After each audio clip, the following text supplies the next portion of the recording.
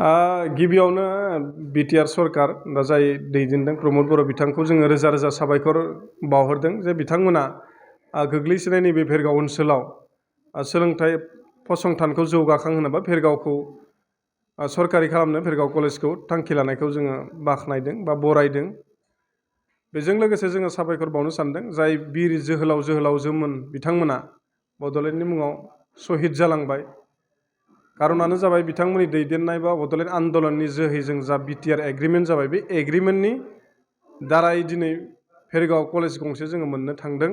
बेनि थाखाय जों बिथांमोनखौबो गोसो गोरबोनिफ्राय साबायखर बावदों। भेरगाव कलेजाव जोंहा दायो 6 जना एसिस्टेन्ट प्रफेसर 8 जन जोङो मोननो हादों टिउटर, ओमफ्राय नन टिचिं स्टाफआव जोङो 11 जन मोननो हादों आरोखि। जोङो सानदों थांनाय समफ्राव सोलोंथाइ फसंथानखौ जेसेबां हाग्रामा बिथाङा नायसननांगौमोन बै बुस्थुफोरखौ जोङो नुवाखै होननानै सानदों।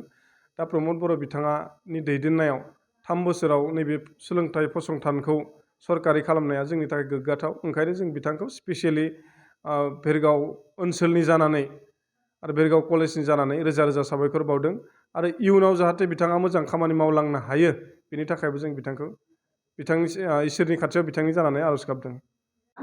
হয়, পোনপ্ৰথমে মই আপোনালোকক ধন্যবাদ জনাইছোঁ আপোনালোকে আমাৰ কলেজত অহাৰ বাবে। আমাৰ 17 বছৰ ধৰি আমাৰ বহুত পুৰণা কলেজবোৰ আছিল।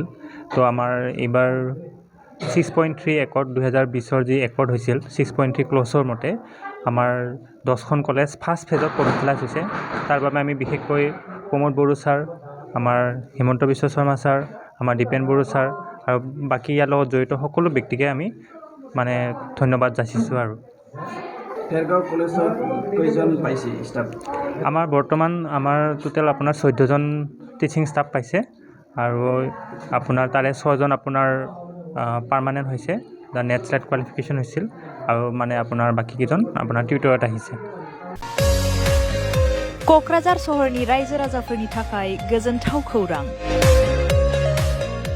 बिटिआरनि गाहाय राजथावनि क'क्राझार सहरनि जेडी रडजों नांजाबनाय सुदेमपुरी गांजेमा बाजाराव थानाय आइ आफा मेड लाइफ बिएम हस्पिटालाव रोंगौथि गोनां डक्टर आरो नार्स स्टाफफोरनि गेजेरजों गथ'साफोरनि बेरामजों लोगोसे जायखिजाया बेरामिफोरनि थाखाय होगासिनो दं मोजां फाहामथाय।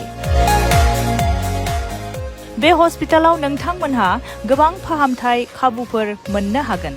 24/7 emergency service, laboratory, pharmacy, paediatrics, medicine, gynaecology, dental, urology, dental X-ray, play area, X-ray, sonography, OT, ICU, NICU, PICU नि खाबुफोरखौ मोननो हागोन। आइ आफा मेड लाइफ बिएम हस्पिटाला 24 घन्टा जेब्लाबो खुलायै थागोन आरो लांलाय लाबोलायनि एम्बुलेन्सआबो मोजाङै सार्भिस थागोन। आबुङै खौरां लाहरनो थाखाय 9101655430 8822 688 026 जानबुं नम्बराव खौरां लाहरनो हागोन।